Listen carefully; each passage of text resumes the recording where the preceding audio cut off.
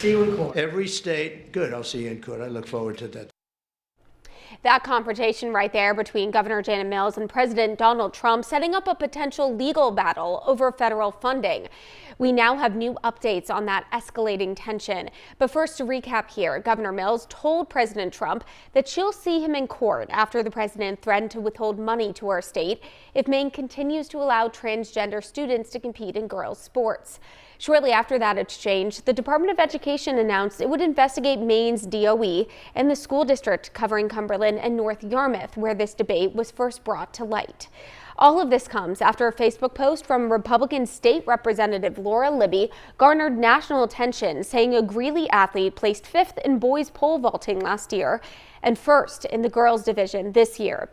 The superintendent of the school district, MSAD 51, says they've added extra security as a precaution after all of this. He's stressing the additional security measures aren't in response to any specific threats, but they really want to make sure that they're being proactive here.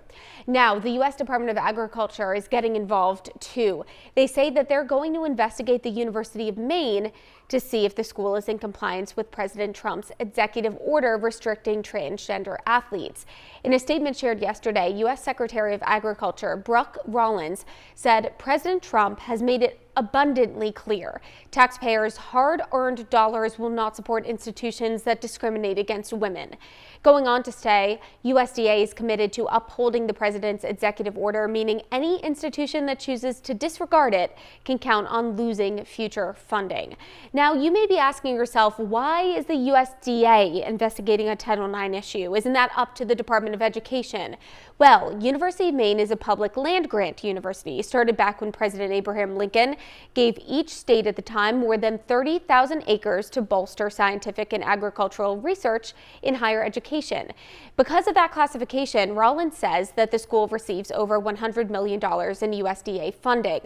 The University of Maine is part of the NCAA, which has already changed its policy regarding transgender athletes in order to comply with Trump's executive order. In a statement, a spokesperson for UMaine is highlighting that the USDA's letter doesn't include any allegations of wrongdoing. They tell us the university system will continue to comply with all relevant laws and to cooperate with any compliance reviews. Maine House Republican Minority Leader Billy Bob Falkingham is asking Governor Mills to talk to her chief of staff about what Falkingham is calling unprofessional conduct. In a press release shared yesterday, Falkingham alleged that Jeremy Kennedy had an outburst about men in women's sports during a meeting in Washington, D.C. yesterday. Falkingham is citing conservative media site The Daily Wire as his source. He wasn't in that meeting, it seems. The article claims that Kennedy swore at the White House Director of Intergovernmental Affairs and then stormed out of the room. Governor Mills' team is now responding to this, calling the claims inaccurate and saying that Kennedy didn't use any profanity. All of this comes as President Trump signed an executive order banning trans women from competing in women's sports. But can the president actually withhold federal funding if a state doesn't follow a specific order? Experts say there are a lot of questions about the enforcement of existing laws here, including Title IX.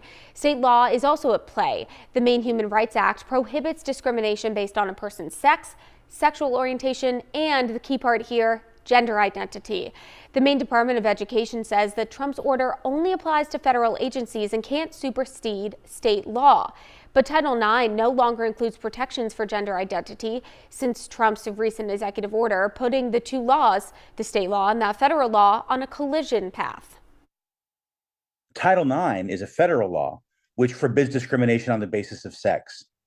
And under the Biden administration, sex was read to also include gender identity. So there's a number of areas in which Maine's hands very much seem to be tied.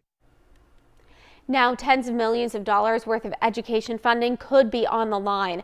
While Congress controls federal spending, that political expert who we just heard from says Trump is threatening to withhold that money that's already been appropriated by Congress and therefore may be outside his purview.